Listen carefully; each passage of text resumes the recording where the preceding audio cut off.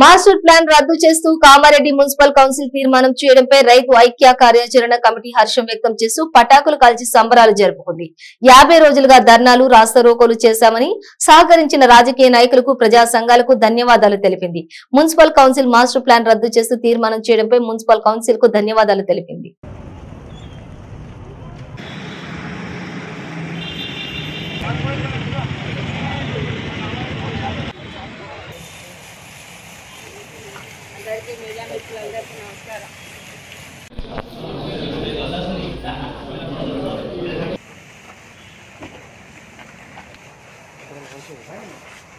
Press మిత్రులకు అందరికీ మా పాదాభివందనాలు తెలియజేస్తున్నాం.